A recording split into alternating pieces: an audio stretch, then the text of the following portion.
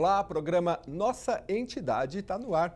Agora, todos os dias aqui na TV Alesp, para conversar com entidades do estado de São Paulo, para você conhecer o trabalho de pessoas que se dedicam a promover a educação, o atendimento social, enfim, muitos voluntários que às vezes a gente não conhece, não vê no dia a dia, mas hoje você vai ter a oportunidade de conhecer. Nossos convidados são da LBV, a Legião da Boa Vontade. Com a gente aqui a Sueli Perioto, que é diretora do Conjunto Educacional Boa Vontade de São Paulo, e o Daniel Guimarães, que é apresentador do programa Sociedade Solidária. Sejam muito bem-vindos. Obrigado pela presença. Vamos conhecer, muita gente já conhece a LBV, mas vamos explorar mais aqui o trabalho que vocês realizam. Há quantos anos, Sueli? Então, 67 anos. 67 caminhando anos. para 68. A LBV nasceu em 1º de janeiro de 1950.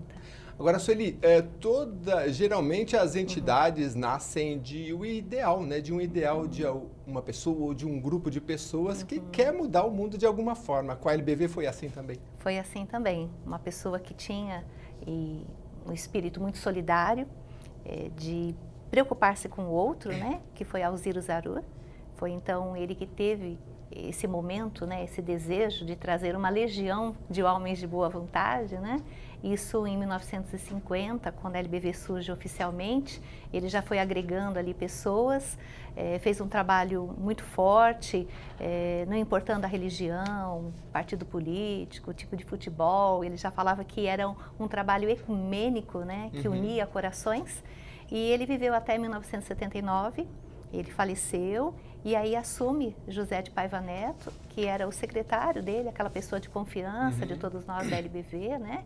E ele então é o presidente da Legião da Boa Vontade e essa legião continua crescendo, como você mesmo disse, muitos voluntários, famílias inteiras, né? Dedicadas à instituição.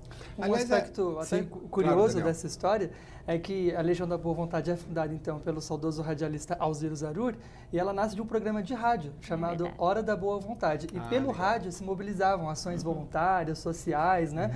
E aí a partir disso esse trabalho foi ganhando corpo, né? Esse programa então é de 49, a Legião da Boa Vontade é de 50 e por isso a Legião da Boa Vontade também é muito conhecida, né? Não somente pela sua atuação socioeducacional, mas também pela sua atuação na área da comunicação, né? Nosso presidente Paiva Neto, famoso radialista, jornalista, escritor, né? Então ela atua não somente com esse trabalho direto na ponta, atendendo a quem mais precisa, mas também conscientizando, sensibilizando as pessoas, mobilizando a população para que faça o bem.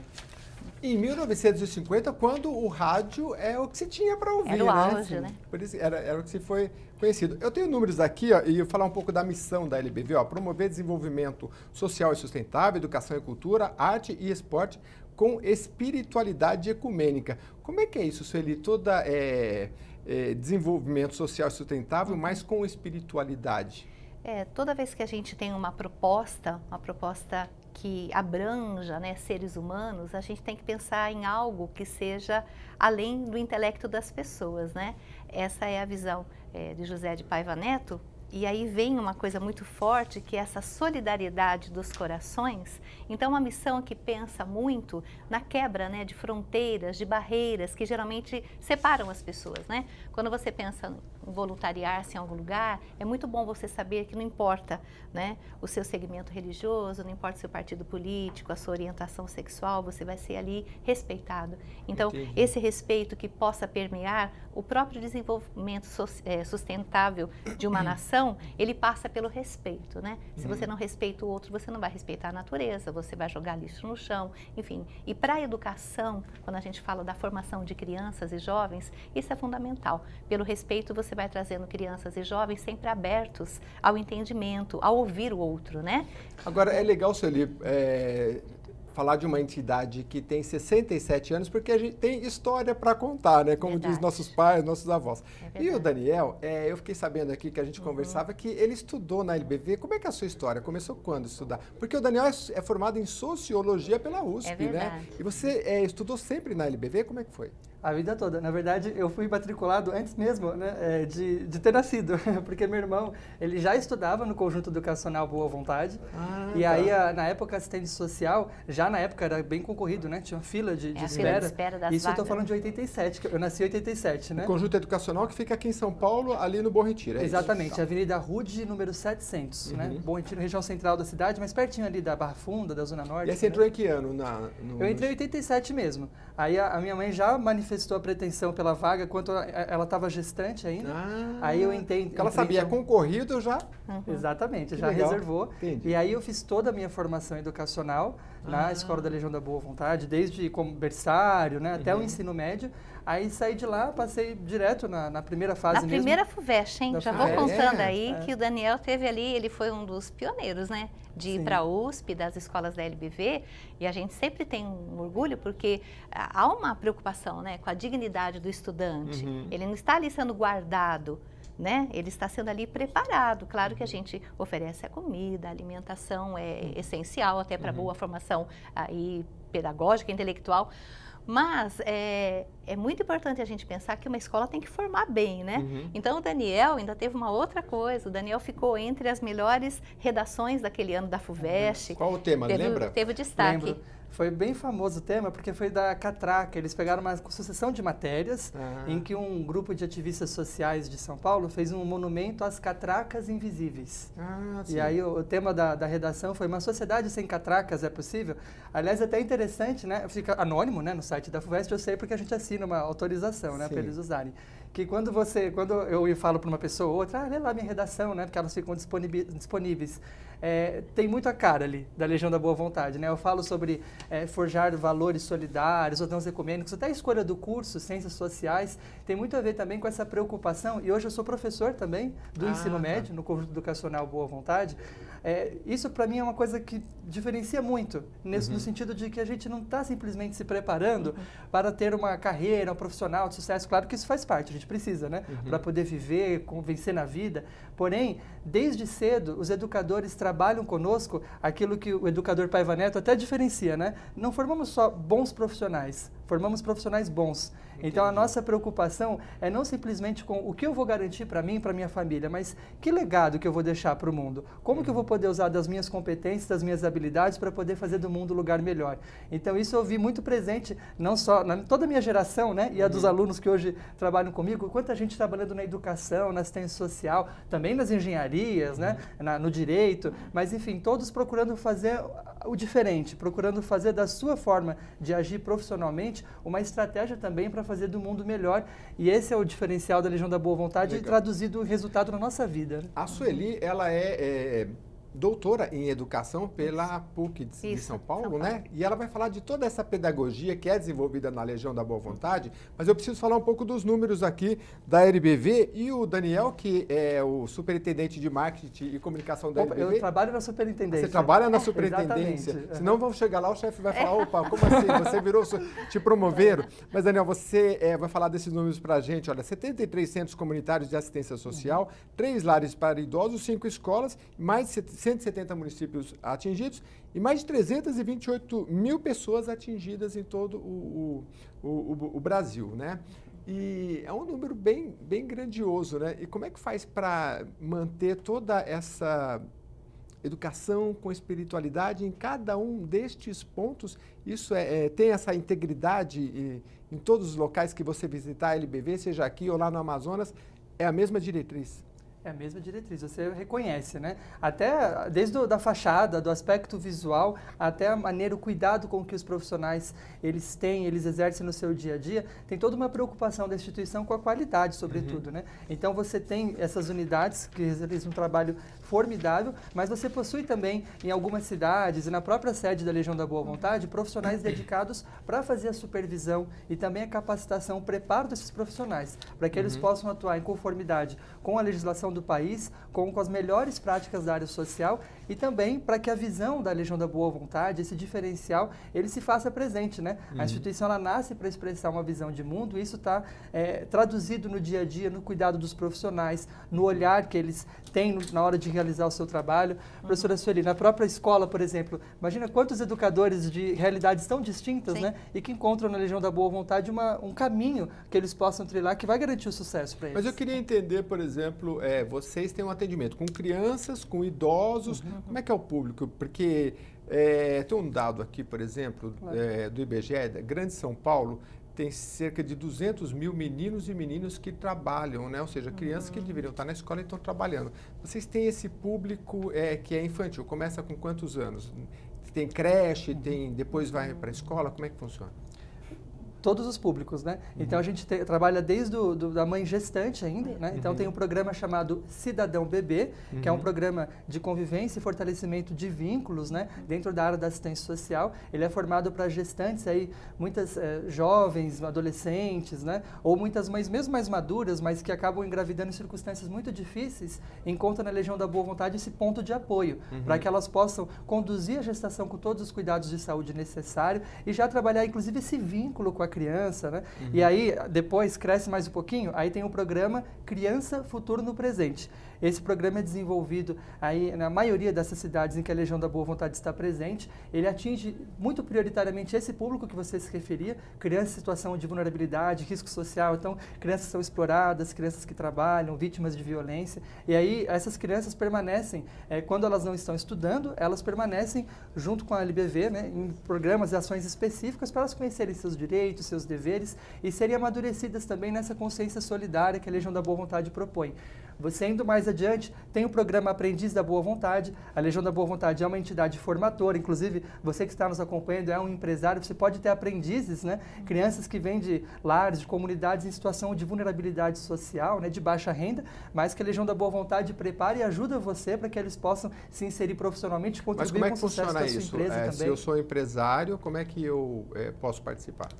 Você pode acessar o site da LBV, lbv.org.br, e lá você encontra o link do programa de aprendizagem, a gente chama de Aprendiz à Boa Vontade. Certo. E é um programa feito em sintonia com a lei do aprendiz que existe no Brasil. Tá. Né? Então, mas todas ele passa empresas... por um órgão da LBV e ele é preparado e ele é encaminhado para a empresa? Como que funciona?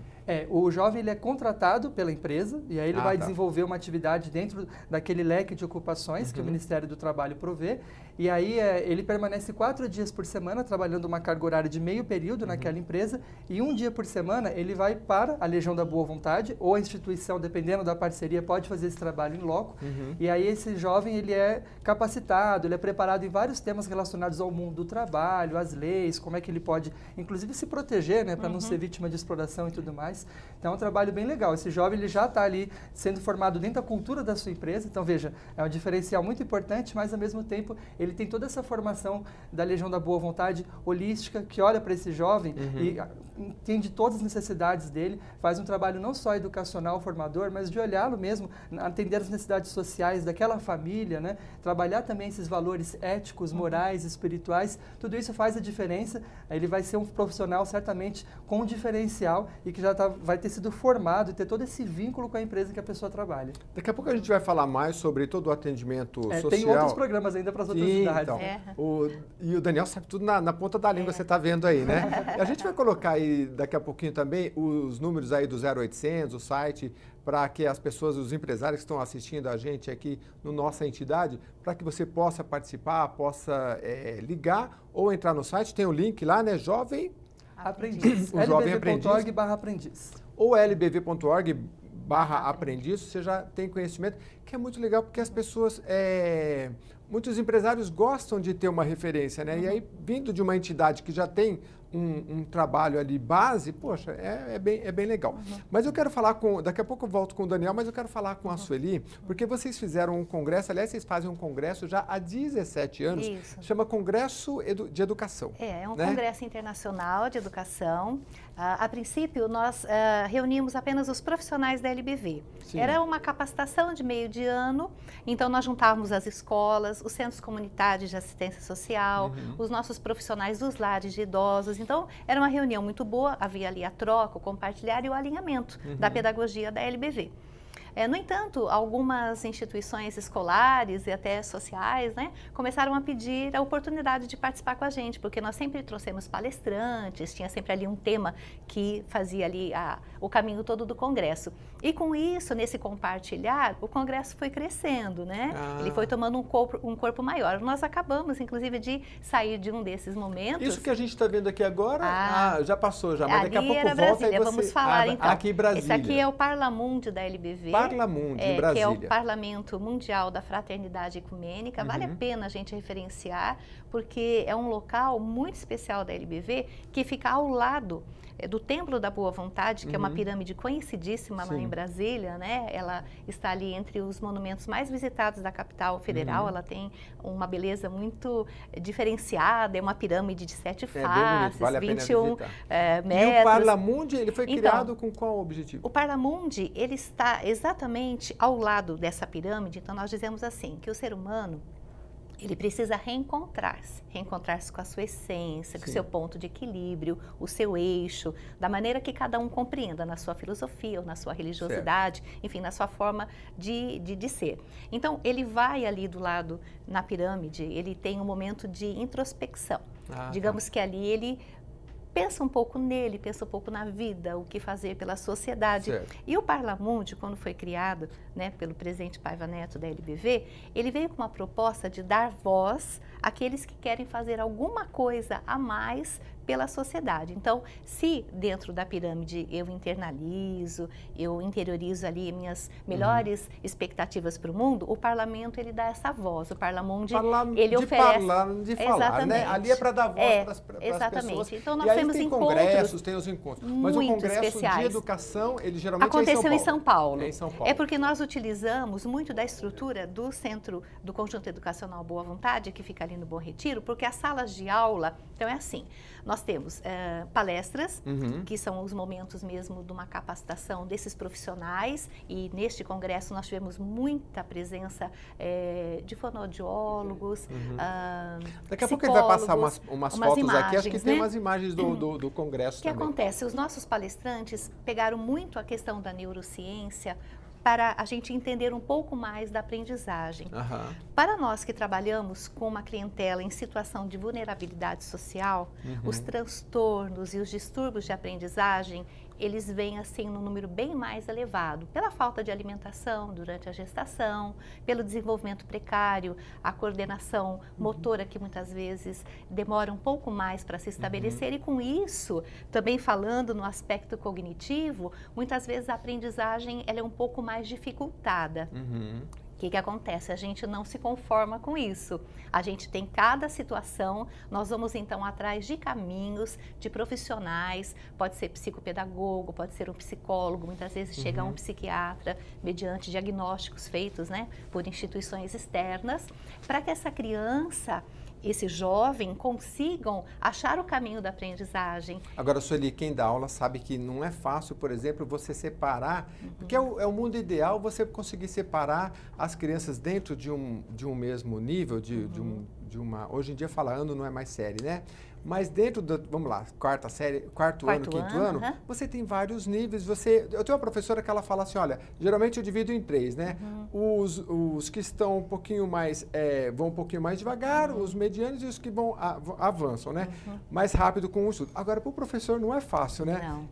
E isso é de difícil solução, né? Conseguir essa adaptação, essa individualização que seria tão bom, mas nem sempre se consegue. Né? Nós assim temos um procedimento que é não afastar, é não dividir. Não. A gente faz exatamente, a gente procura a inclusão de uma forma que essa criança, esse jovem, acreditem neles. Porque a autoestima, ela se perde facilmente quando um menino percebe que ele é diferente do outro na aprendizagem. Mas eu fico imaginando, você é professor também, né, Daniel? Sim. Como é que é para o professor? Porque assim, eu tenho 3 grupos, como eu citei aqui. Aí, penso eu na minha cabeça, quando sou professor, pegaria o que está mais adiantado e coloco para ensinar o que está tendo mais dificuldade. Mas aí nem sempre se aceita, né? Porque fala assim, o professor eu aceito ele me ensinar, mas esse aqui me ensinar, me dá hora, então gera um ciúminho, é complicado. Mas né? não é dessa forma que a gente não é tão faz, simples não. assim. Não, é o seguinte, nós temos uma equipe que apoia esse professor. Ah. Então, por exemplo, um dos focos do nosso congresso foi mostrar às educadoras que trabalham num programa nosso chamado PAR, que é um programa de aceleração do rendimento da criança. Então, toda criança que tem uma defasagem, ela tem momentos, como nós fazemos ali no ensino integral, em que ela passa por um circuito lúdico de aprendizagem. Então, ela não percebe, ela está brincando e ela está acelerando o desenvolvimento dela, da linguagem, da leitura, da matemática, enfim, de acordo com cada situação, cada criança. Tem crianças que elas têm um desenvolvimento para o aspecto das humanas, ela tem ali uma condição melhor, e outras que, nas exatas, que ela tem uma condição, enfim, a gente tem todos os diagnósticos. Mas que seja, então essa criança, durante a aula, ninguém tem diferença de nada, nem de lugar, nem de sentar, nem de ninguém apoiar, é uma aula que é para todos. O que esse professor sabe? Ele sabe os diagnósticos. Então, ele sabe que ele tem que dar uma atenção diferenciada, que ele tem que perguntar, às vezes, mais para aquele aluno, mas ele não pode falar, por exemplo, então, você, fale, você entendeu? Então, ele não deixa aquele menino sentir-se diferente. Ele vai buscando, ele chega mais perto, então, deu para compreender bem? Quer me fazer alguma pergunta? E isso, com esse programa mesmo que nós temos, foi um dos cases que nós levamos agora no Congresso, nós temos tido um desenvolvimento muito mais do que acelerado. É impressionante como esses meninos deslancharam. Então, a gente começa o ano, às vezes, com uma produtividade até de notas, porque aí nós vamos vendo o rendimento escolar, e no final do ano, você não identifica que aquele menino era do começo do ano. Então, repete para mim, a base é essa, é verificar Você tem que ter o diagnóstico. E o diagnóstico é feito por um professor ou não? Não. É por uma o professor, equipe. ele identifica se há uma defasagem ou se há mesmo uma dificuldade cognitiva. Certo. Ele identifica. Daí, ele vai passar para a coordenação pedagógica, que vai fazer o contato com a família, a gente vai olhar na anamnese da criança para ver se ela teve uma boa gestação, como é que foram algumas circunstâncias. E daí, ela vai para um profissional externo. Esse profissional externo é que vai nos falar exatamente o que este menino apresenta, porque ele tem a dificuldade. Então, ele pode ter, por exemplo, uma dislexia. Mas esse profissional externo, ele trabalha para a própria entidade ou ele é encaminhado? Não, nós temos parceiros. São parceiros. Então, por exemplo, às vezes você pode dar 2 horas do seu tempo, fica a dica aí para os seus telespectadores, né? Ele é um psicólogo e ele oferece 2 horas de trabalho para nós. Nessas 2 horas, ele vai ter um menino numa hora, um menino na outra. Nós temos muitos parceiros assim. Nós temos alguns que atendem de sábado. Só te cortar um pouquinho, porque eu acho impressionante, porque a LBV, ela faz um trabalho educacional e que que eu saiba, não sei se tem subsídios do Estado, mas como é que é? Existe uma arrecadação para poder manter essas crianças que estão, em geral, vêm em situação mais vulneráveis, né? Exatamente. E vocês conseguem fazer um trabalho muito diferenciado, né? Usando muita criatividade, envolvendo voluntariado, é assim? No fundo é assim, é uma mescla de tudo. Nós temos grandes desafios financeiros, né? Então, nós temos um trabalho de telemarketing que mantém. Então, uma pessoa, às vezes, ela é colaboradora há 20 anos. Ela dá uma doação que para ela parece pequena, mas que nós valorizamos muito, porque nós vamos juntando muita gente e isso ajuda demais. Nós temos, então, uma condição que é muito interessante, dessas pessoas que querem vir ajudar. Então, por exemplo, nosso congresso de educação, a gente traz palestrantes, às vezes, muito conhecidos, mas eles não cobram da gente, porque eles sabem que é uma capacitação, que é um compartilhar com muitas outras instituições escolares, e é para a Legião da Boa Vontade, que não teria uma verba para disponibilizar para isso, né? Então, nós temos muitas formas de ajudar. Nós temos pessoas que chegam lá, por exemplo, acontece às vezes, com tanto de feijão, que colheu e deu muito, com batatas, outros trazem carne. Então, mas tem também os profissionais que vão dar o seu tempo e o seu conhecimento, né? Nós temos, então, nas escolas LBV, nós temos os professores, eles são registrados, né? Tudo certinho dentro da lei, mas nós não ficamos só com eles, nós recebemos muitas ajudas externas. Então, veja, esses meninos que não têm como pagar um profissional, um psicopedagogo, que não tem como passar por algumas triagens. Então, nós vamos fazendo esse trabalho do corpo a corpo, liga para um, liga para outro, aí um conhece um fonoaudiólogo, aquela criança vai. O que é certo é o seguinte, nós da escola acompanhamos para garantir que ele esteja mesmo frequentando os locais que vão ajudá-lo a trazer o potencial que ele tem, porque no fundo é assim que nós acreditamos. O potencial está dentro dele. Mesmo que ele não tenha dinheiro, inteligência, desenvolvimento cognitivo, não posso dar uma desculpa. Ele é da comunidade, todos nós somos da comunidade. Então, como é que eu vou fazer? Não, ele está na comunidade, ele pode ter tido algum tipo de problema, né? Ele passou ali por alguma privação que alterou, né, o aspecto cognitivo ali, psicológico dele, muitas vezes é o psicológico. Ele viu o irmão ser morto. Nós temos alunos assim, que passaram por cima do irmão, que morreu na porta do barraco e vieram para a escola. Eu me lembro de uma amiga professora que ela dava aula na periferia e um dia ela falou assim, eu falei para a criança, amanhã você não vem sem a sua mãe aqui, você não entra. E no outro dia ele chegou para entrar e ela olhou e falou, cadê sua mãe? Ele falou, está presa. Então são situações, são realidades, né, que a gente que está fora desse mundo educacional diretamente às vezes não conhece. Daniel, você estudou na LBV desde sempre, né? Você fez todo o seu ensino básico na LBV. Você viu situações assim? Seus colegas tinham também, às vezes, situações de vulnerabilidade? Como é que se construía ali no dia a dia uma amizade? Porque a gente sabe que nesse meio, o acesso às drogas, a tudo quanto é tipo de oferecimento, em qualquer escola, né? Em qualquer lugar, não é que não precisa ter vulnerabilidade social. Mas como é que era essa coisa na prática que você viu mudanças de realidade ali no dia a dia? Percebi sim. Porque a gente, desde cedo, a gente está exposto ao debate, ao diálogo, à reflexão, né? Por exemplo, uma das disciplinas que eu mais gostava, né, é a disciplina de convivência, por exemplo, até ministrada pela professora Sueli aqui, né? Para o ensino médio.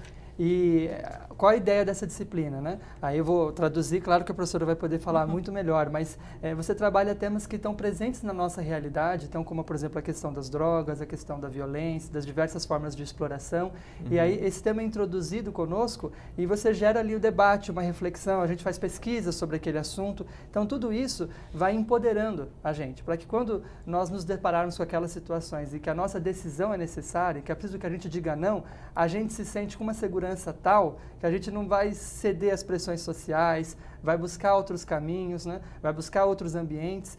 Então, o trabalho, não tem como você chegar para um jovem e dizer assim, não, faça isso e achar que ele vai te obedecer cegamente, né? Então, o trabalho tem que ser por um outro caminho, nesse sentido de você promover mesmo essa reflexão crítica, para que esse jovem ele consiga estar ali preparado para poder lidar com autonomia diante das situações que certamente vão surgir na vida de todos nós, mais dia menos dia, mas que no caso dos alunos que moram em comunidades em situação de risco social, essas situações são muito mais frequentes. Entendi. A gente vai para um rápido intervalo, eu sei que você está gostando desse papo, eu estou gostando bastante e daqui a pouco a gente vai trazer números para vocês, olha, vou até adiantar para você, em 40 anos a população idosa vai triplicar no país, eu vou fazer parte, acho que aqui todo mundo vai fazer parte, daqui a 40 anos até o Daniel vai fazer parte também da população idosa e a LBV tem um trabalho bem interessante com os idosos, o Daniel vai falar daqui a pouquinho para a gente e vamos falar muito de educação também, aproveitar a oportunidade aqui com a Sueli da LBV, a gente volta já.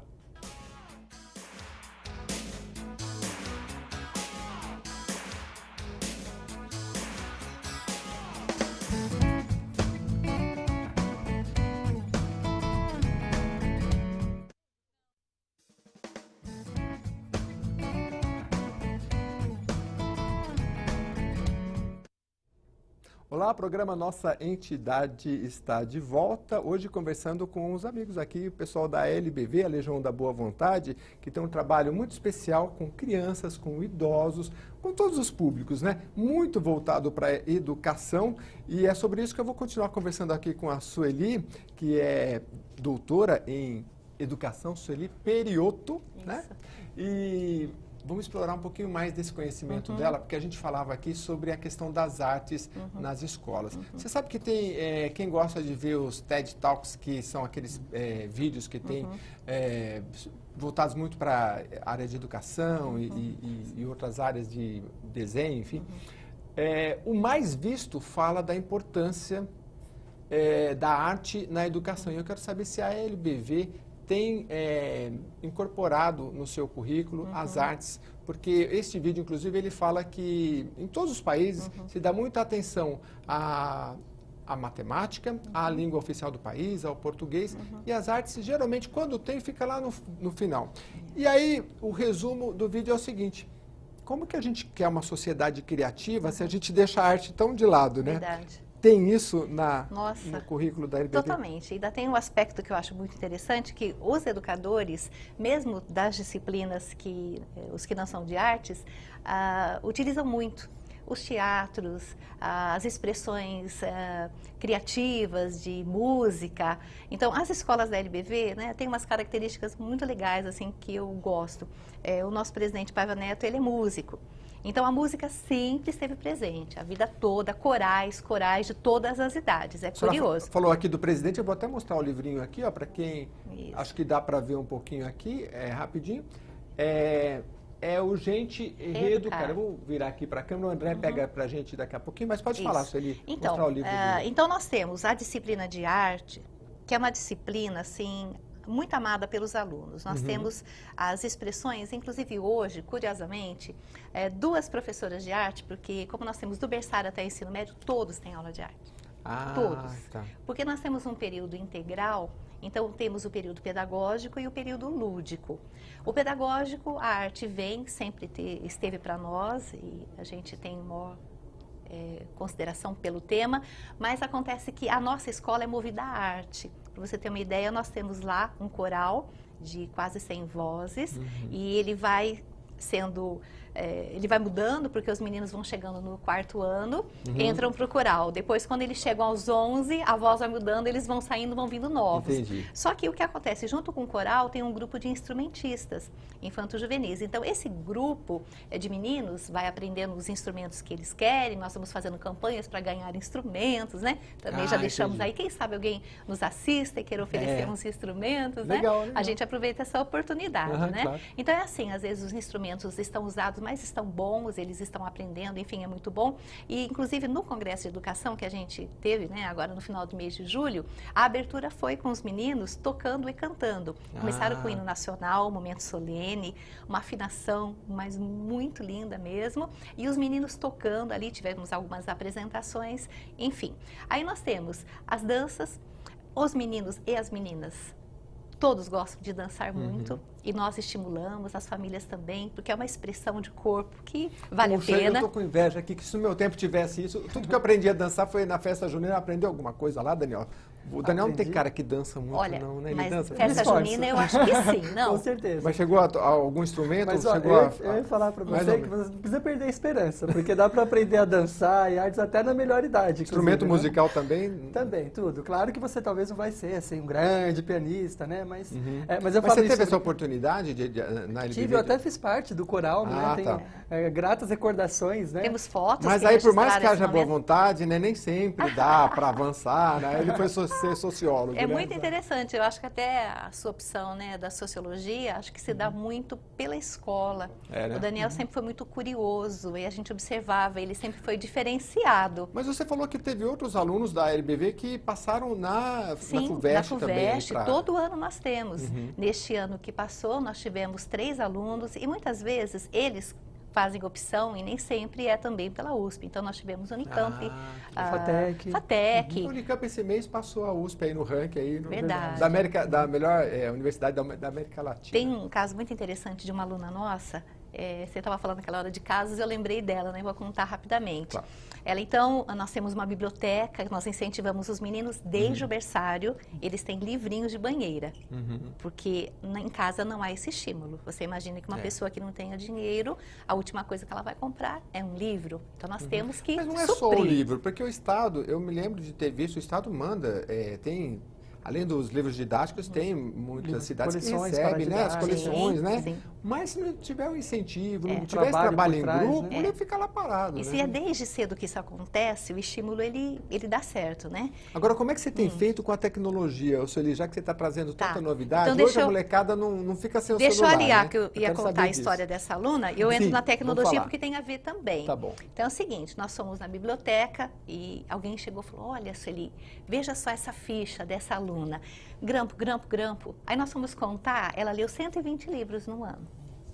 Poxa. Aí a gente chamou. E aí, Giovana, conta, o que é isso? Ah, não, eu adoro ler, em casa não tem, só tem canal aberto e eu não gosto, vejo muita violência, então eu vou para o livro, eu viajo, eu gosto. Não, pera um pouquinho, você vai contar nas salas. Biblioteca? Levava para casa também, porque nós temos casa. lá um programa que a gente disponibiliza quantos livros eles quiserem, principalmente o fim de semana, porque eles moram em locais que não têm possibilidade deles ficarem fora de casa, então a gente tenta suprir com a leitura.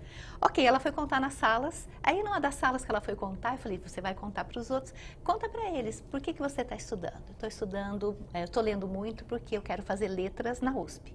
Foi assim. E ela estava na segunda série do ensino médio. E no ano seguinte, ela realmente passou de primeira na FUVEST, fez letras, Giovana Pinheiro, que é uma aluna querida. E aí vem essa questão da tecnologia. Então, você não precisa dizer que a tecnologia é o pior vilão. É o que você falava antes. O livro na prateleira, ele é inexpressivo. Com o incentivo, ele ganha vida.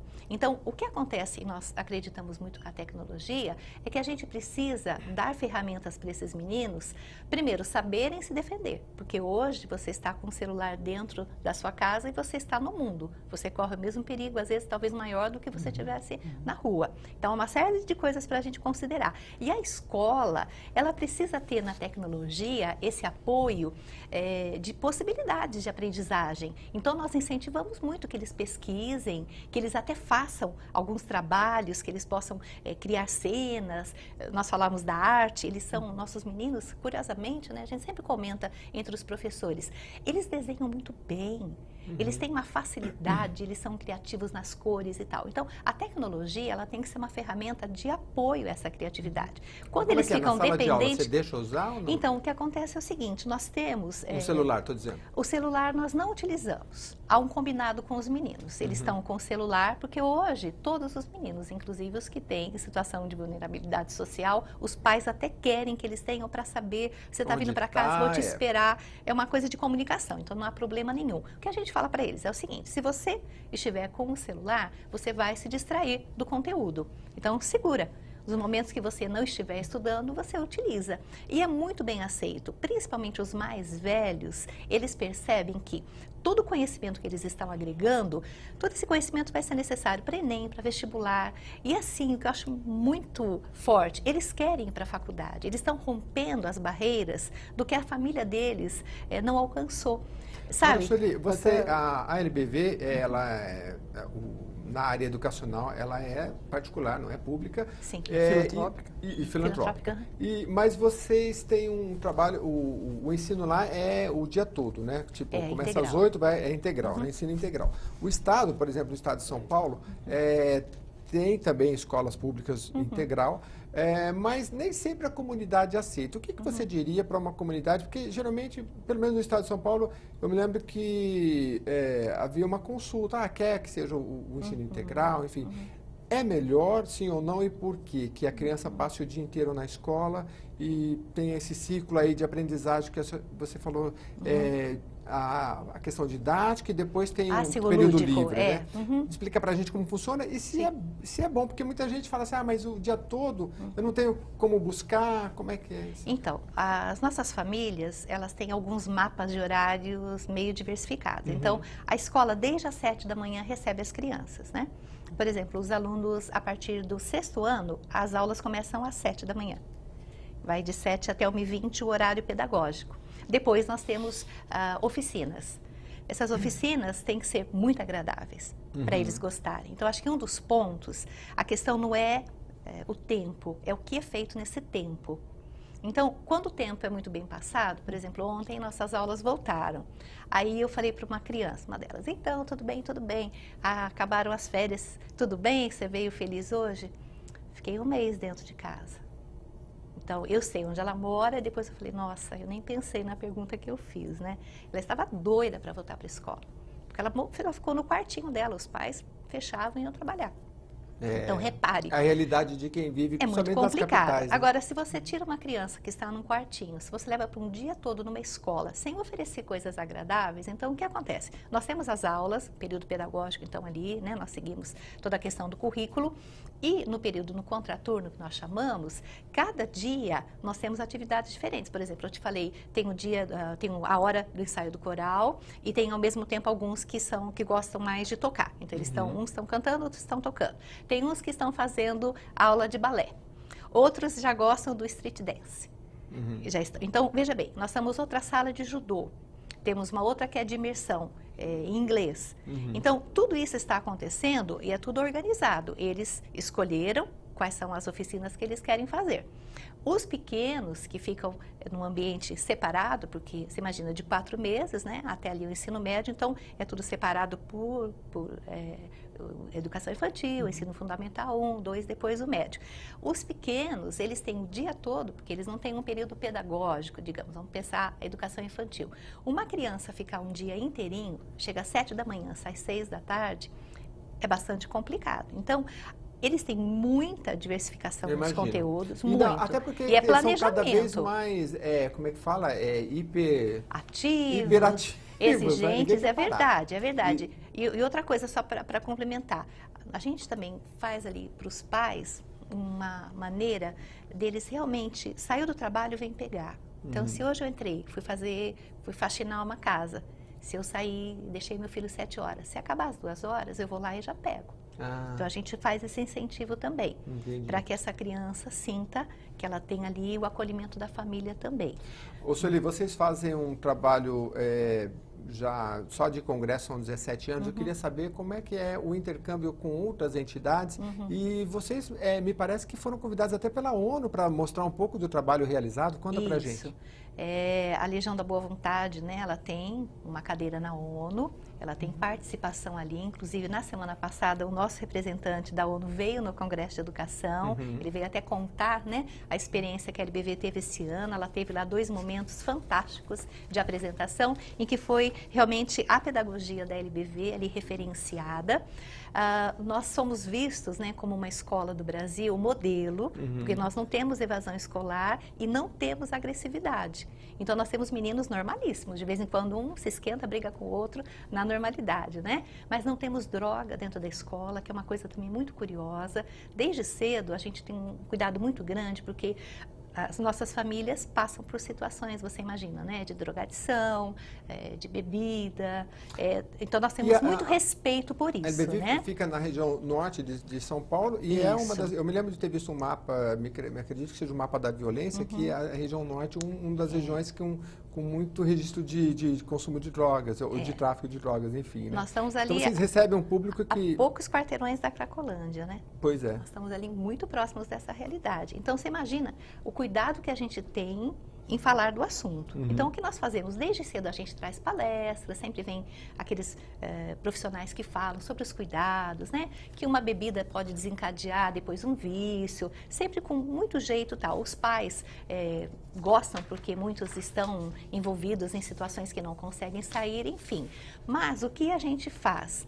A gente procura ocupar muito tempo desses meninos para eles perceberem que eles podem ser felizes de outras formas, né? Então, quantas pessoas encontraram na droga uma fuga, uma busca para uma situação momentânea? Então, a gente fala para eles que eles não precisam disso, que eles podem viver muito felizes sem nenhum tipo de droga. E tem dado muito certo. Os nossos alunos, você vê, o ensino médio é uma tranquilidade. Eu falo que as outras colegas diretoras, nós falamos das parcerias, né, que visitam as escolas da LBV, elas falam, nossa, mas aqui os adolescentes, é um respeito. O que vocês fazem? O que vocês fazem? E aí vem, essa parceria até acontece por isso. Você vê, se a ONU identificou na LBV esse ambiente excelente, né, num público de situação de vulnerabilidade social, essas escolas parceiras também. Então, nós fomos em Genebra, numa apresentação da pedagogia da LBV, eu também fui em Nova York, numa outra, mas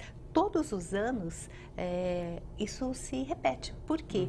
Um problema da educação, ou o foco da educação, a busca por uma educação de qualidade é mundial. E essas problemáticas, principalmente na que envolvem os países que têm muita situação, né, muitos desafios socioeconômicos, os problemas ficam muito maiores, inclusive com o abandono escolar. Então, o que é muito legal, a gente, né, tem uma felicidade muito grande que a LBV hoje, ela representa muito bem o Brasil lá fora. Se nós temos muitos problemas, mas ela consegue levar isso para lá. E as escolas daqui que passam situações nos procuram.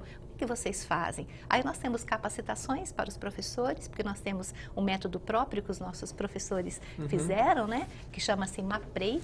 Isso, MAPREI. MAPREI. MAPREI. Isso. O que é o MAPREI? É que é o seguinte, os conceitos, você mostrou o livro do educador Paiva Neto, então ele traz para a gente um conceito de educação, ele fala que é preciso ter uma visão além do intelecto. O que seria isso? A informação hoje, você tem acesso a qualquer momento. Entendi. A nossa preocupação é com a formação. Que vem aí de caráter, de ética, como é que esses meninos respeitam ao diferente, como é que isso é trabalhado? Então, nós quisemos dar uma prática aos conceitos do educador Paiva Neto. Então, um grupo de professores reuniu-se e montou 6 etapas para um planejamento para cada professor aplicar os seus conteúdos. Então, digamos que você é um professor de química, você vai trabalhar com seus alunos ali o seu conteúdo, então você vai trabalhar 6 etapas. A primeira é uma mobilização, você vai trazer alguma coisa muito interessante para despertar, para ganhar já o seu estudante para aquele assunto. É bem assim que acontece. A gente acredita que indisciplina vai acontecer, claro que é muito comum, mas ela vai continuar se você não prender a atenção do seu aluno. Ele tem que estar com você. Para isso você tem que criar vínculo. Você não pode humilhar um aluno, você não pode deixá-lo, ele já tem tantas situações difíceis, né? Então a gente fala que a mobilização é o momento que o professor ganha o aluno para aquele assunto que ele vai tratar. A segunda etapa, a gente dispara uma pesquisa individual, para que esse aluno a vida toda queira pesquisar. Como disse o Daniel, a criticidade, ela tem que ser muito despertada. Então, eles não podem se deixar levar pela primeira impressão. A gente fala, pesquisa. Tudo vocês têm que pesquisar. Por exemplo, na minha aula, quando eu trabalho a questão das drogas, eu não dou sermão nenhum. Eles trazem um conteúdo. Então, eu coloco assim, quais são as implicações da droga no aspecto neurológico? O que vai acontecer com a sexualidade de alguém que utiliza a droga? Como é que é o desenvolvimento? Até que ponto a pessoa vai chegar ao ensino superior se ela começar a utilizar a droga. Então, eles vão buscar essas respostas. Quando eles trazem essa segunda etapa, na sequência, a terceira é uma socialização. Peraí que eu estou acompanhando. MAPREI, a primeira é M... Não. O MAPREI é um método, um método de aprendizagem por pesquisa racional, emocional e intuitiva. Nossa, pesquisa racional, emocional e intuitiva. Por quê? O Daniel está embevecido aqui ouvindo a Sueli falando. Ele aplica o MAPREI também. Eu queria que você, como ele é que faz isso o planejamento. Na prática? Conta das suas aulas, acho que é legal. Eu gostei disso, porque você falou no início da neurologia, e a neurologia tem essa coisa de trabalhar dos dois lados do cérebro, né? O racional e o emocional. Isso você vive lá na prática. Fala mais um pouco dessa metodologia. Se você aprendeu na prática e se você replica isso como professor. Com certeza. Para trazer exemplos aqui concretos, né? Então, em filosofia, por exemplo, uma das disciplinas que eu posso trabalhar, você trabalha a teoria do conhecimento. É um tema absolutamente abstrato, né? Você vai trabalhar metafísica, é a parte mais distante da realidade, né, dos jovens. Então, como é que você faz para conseguir traduzir isso em algo concreto, que faça sentido para eles, né? Então, por exemplo, na etapa de mobilização, uma das estratégias que já utilizamos foi de separar alguns vídeos que abordam um tema candente da sociedade, um tema polêmico, cada vídeo defendendo um lado. Inclusive, era um tema que estava muito em alta, aí tinham artistas defendendo cada uma das bandeiras e tudo mais. E aí, a partir disso, terminou a aula, todo mundo ficou com aquele grande ponto de interrogação. E aí, gente, como se posicionar? Porque você viu o primeiro vídeo, todo mundo, né, migrava para aquele lado. Viu o segundo vídeo? Não, mas fez sentido. E aí a gente ia trabalhar, então, quais são as teorias mesmo filosóficas, né? Quais são os caminhos que os filósofos percorreram para poder utilizar suas diferentes abordagens do saber. Então, aí é um exemplo concreto de como você começa por essa identificação do conteúdo, todos pesquisam, todos têm voz, né? Cada aluno vai ter um tema sobre a sua responsabilidade, cada aluno vai ter um tempo, e esse tempo é igual para todos eles, para que ele possa vocalizar, para que ele possa expressar por escrito também, né? E trazer o conteúdo, quer dizer, ele não está assim, sendo visto como um agente passivo do saber, né? O professor tem o seu papel valorizado de mediador, né? De condutor daquele processo, mas o jovem estudante ele está lá construindo conjuntamente, né? Ele socializa isso com todos os seus colegas, e aí depois a gente tem, dando prosseguimento às demais etapas, vamos propor um trabalho coletivo, né? Então vamos produzir aqui uma sketch teatral, vamos produzir uma performance, ou vamos produzir um seminário, né? Uma coisa mais formal da filosofia. Então a gente vai adaptando essas estratégias aos conteúdos curriculares, mas um outro aspecto também que faz toda a diferença para a gente conseguir alcançar esse resultado de engajamento dos estudantes no seu processo de aprendizado são os conteúdos que são os eixos com os quais a gente faz esse diálogo com o conteúdo curricular. Por quê? Talvez para a filosofia o pessoal pode pensar assim, é mais tranquilo, né? Porque os temas em filosofia, a gente trabalha filosofia temática. Então, às vezes, eles fazem mais sentido. Ética, política, o link com o cotidiano do jovem é mais fácil.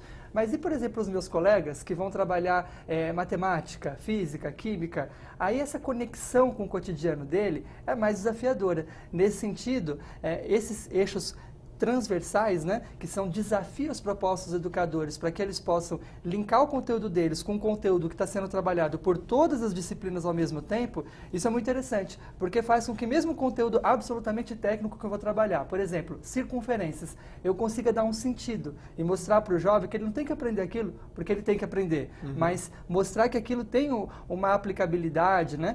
Pelo menos para começar aquele diálogo, né? Que aquilo ele vai poder em algum momento usar ou aquele conhecimento, aquela reflexão em prol do bem social, em prol do seu próprio progresso. A professora poderia até trazer alguns exemplos desses temas que trabalham a questão da identidade, né? Da minha responsabilidade com o outro. De acordo com a faixa etária, então esses eixos temáticos, eles vão permeando todos os conteúdos. Então, por exemplo, nós estamos agora no segundo trimestre, nós trabalhamos com o trimestre, né? Então, eu estou trabalhando com uma terceira série do ensino médio. Pegar o pessoal, porque eu não dou aula para os mais novos, né? Eu dou aula para os mais velhos, mas pense isso desde o berçário, como é interessante. Como o Daniel, por exemplo. A gente vai fechar em 2 minutos essa conversa, que eu quero mostrar, o programa está chegando ao fim, eu quero mostrar um pouco das imagens para você comentar, colocar aqui o site novamente, porque eu tenho certeza que você está gostando, porque essa pedagogia, como é que chama a pedagogia? Então, ela é desdobrada em 2 nomenclaturas. Até os 10 anos de idade é a pedagogia do afeto. E a partir dos 11, pedagogia do cidadão ecumênico, que é esse do cidadão global, né? Que é fraterno, que respeita o outro, que não cede a sua consciência, ele é crítico, mas ele sabe ouvir, ele sabe respeitar o que você pensa, né? Bem legal. É uma construção do ser humano mesmo, do cidadão. Isso. E bem interessante porque é o que os grandes pedagogos têm dito, né? E o que você acabou de dizer. Informação a gente tem aí fácil no computador, no celular, a todo momento. Mas formar o ser humano, isso é trabalho para professor, né? E para todos nós. Vamos comentar um pouquinho dessas imagens tão bonitas aqui, ó. Que a gente está olhando aqui o símbolo da LBV. Isso. Olha, isso aí nós temos um momento, o momento da contação de histórias, né? As nossas educadoras, elas são muito criativas, nós falamos da arte, então elas se caracterizam, porque você tem que encher os olhos, né? Você tem que dar aquela, olha que alegria ali, olha como é bom. Legal. E você está vendo que as crianças estão aí nesse impacto, né? Vamos passar as fotos rapidinho, aí a gente consegue comentar já. Esse aqui é o momento, olha, de teatro, você está vendo ali uma marionete, sensibilização arte aí, de com novo. certeza trabalhando dengue, chikungunya, olha, deve ser mesmo. né? É o uma coisa ligada, ali que está representado. Uma maneira de falar do assunto. Aí o Parlamundi, que você mostrou. Em Brasília. Eu vou só pedir para... A gente tem só um minutinho para encerrar. Vou colocar aí o site e os telefones aí para quem quiser. Essa foi uma oficina de matemática que aconteceu na semana passada. São 2 educadoras da nossa escola do Rio de Janeiro. A Silvia e a Eliane. Elas fizeram com a neurociência, a questão da matemática. Foi fantástica. Foi uma oficina muito agradável. Bem legal. Bom, quem quiser conhecer mais o trabalho da LBV, a Legião da Boa Vontade, tem aí o telefone 0800 055 5099. Esse para quem quer fazer doação também pode ser, né? Mas se a pessoa quer alguma informação também, elas transferem. É uma central de relacionamento também. E tem o site da LBV, que a Sueli e o Daniel sabem de cor, que é facinho, né? lbv.org. Né? E se quiser saber um pouco mais do Congresso de Educação, pode botar /Congresso de Educação, aí vai desdobrar para pedagogia. Estamos mesmo ao dispor de quem quiser. Bom. Sueli, eu agradeço muito a participação de vocês. Voltem mais vezes, porque o programa vocês estão inaugurando essa série então, aqui, que vai honra todo nossa. dia. Sucesso para vocês. Para nós também, muita honra. Daniel, muito obrigado também pela sua presença. Eu sei que você ficou com vontade de falar e você trouxe um monte de material e não deu tempo, mas você vai voltar aqui para falar com a gente, falar mais da LBV, dessa pedagogia tão interessante que que os educadores lutam aí para este momento de transformação e que a Legião da Boa Vontade tem feito um trabalho bem legal, bem bacana. Entra lá no site e dá uma olhada. Agradeço mais uma vez a presença de vocês. Até o nosso próximo programa. Até lá. Tchau, tchau.